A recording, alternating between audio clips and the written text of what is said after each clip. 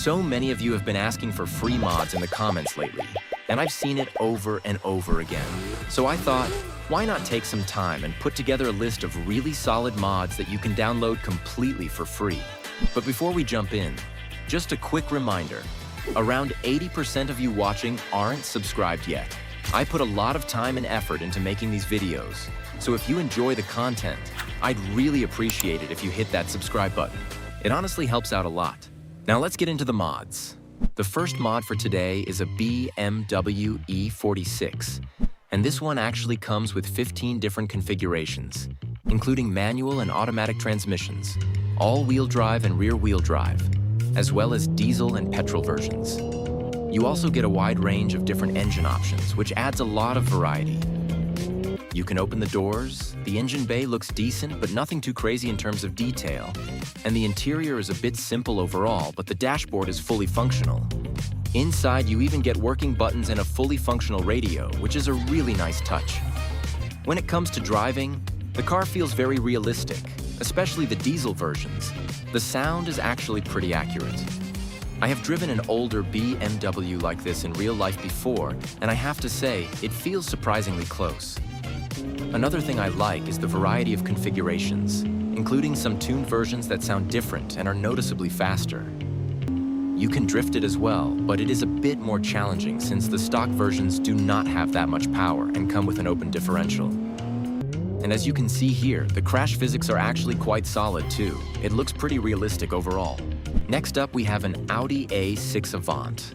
This one comes with 5 different configurations, a couple of color options, and you can choose between a 2-liter and a 3-liter engine. One of the coolest features right away is the rear wheel steering, which you can definitely feel while driving. It makes the car handle really nicely. All doors are openable, and in general the interior is very detailed. It even has a head-up display and gives off a very luxurious feel. The panoramic roof is also a really nice feature. The trunk is well detailed as well, the textures look good, and the engine bay is also nicely done. Inside the footwell, the pedals are moving, the indicator stalk is animated.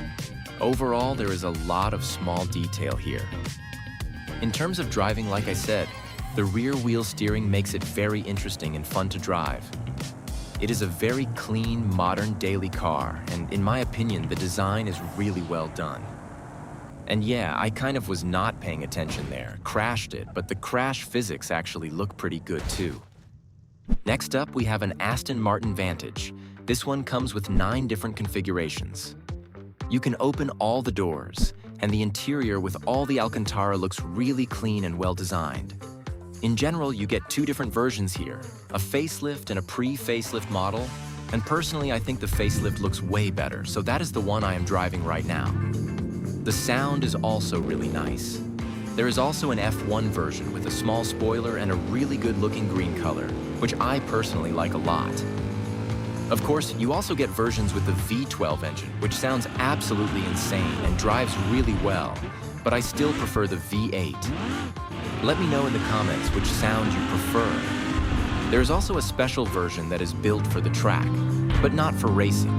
Instead, it is used as a safety car for Formula 1, which you probably know if you are into F1.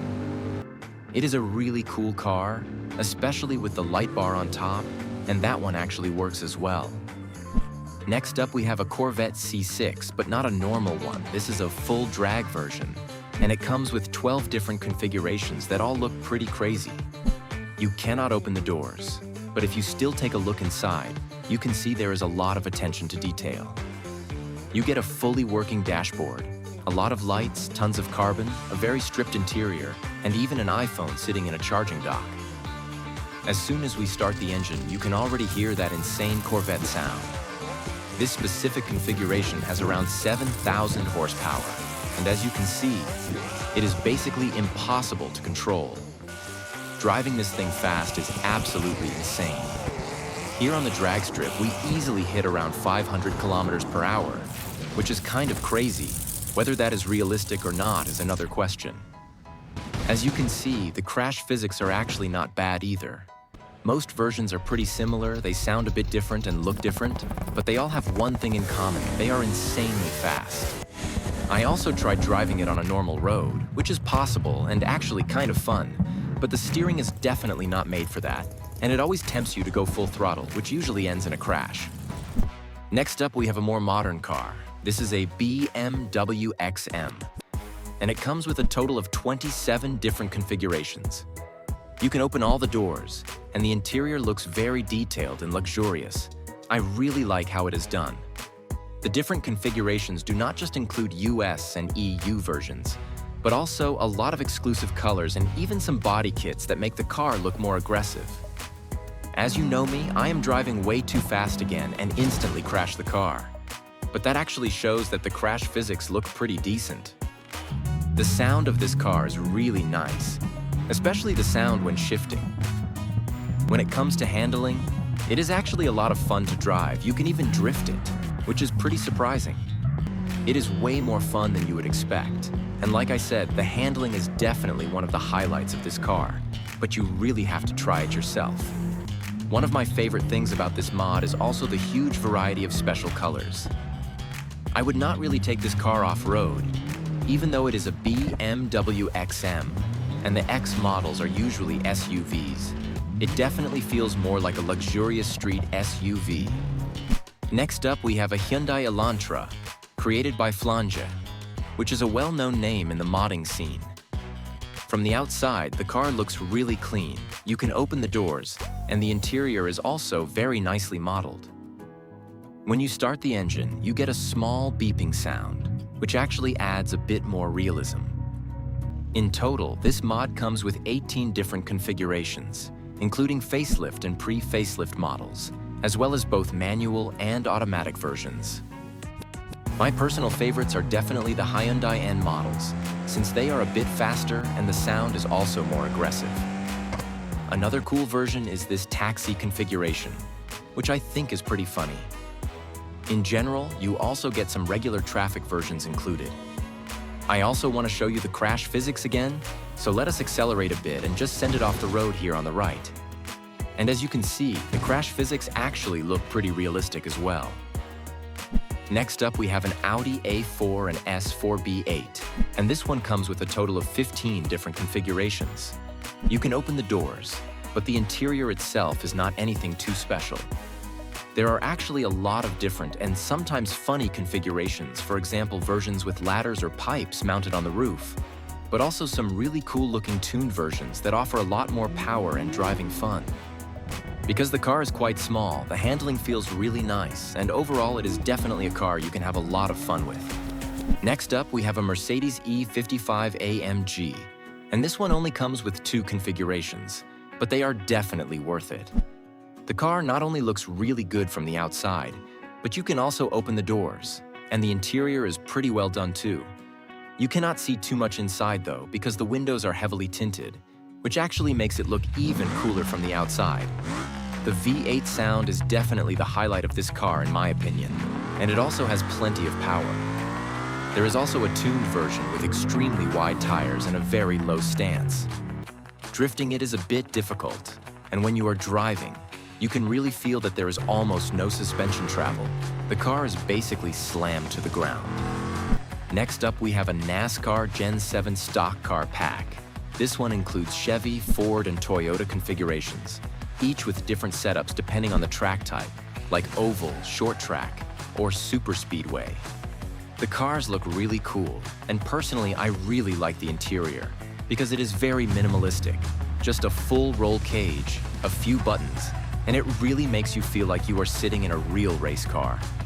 I do not have a proper NASCAR track here, but there are definitely some good maps for that on ModLand. Even on a normal racetrack, it is still a lot of fun to drive these cars around. They look great, sound great, and overall, this is definitely a mod I can recommend. Next up, we have a mod that most of you probably already know, but not in this version. This is the Porsche 992 pack with a huge amount of configurations, but this is a different and updated version. For example, you get a GT3 RS as a cabriolet, or even as a Targa version, which is something most of you probably have not seen before. You cannot open the roof, unfortunately, but it is still a really cool addition. Inside, you get a fully functional Porsche entertainment system that you can actually use, which I think is a really nice feature. In terms of driving, not much has changed. It still feels very similar. But you also get 992.2 versions with a fully digital dashboard, and the exterior has some small changes as well.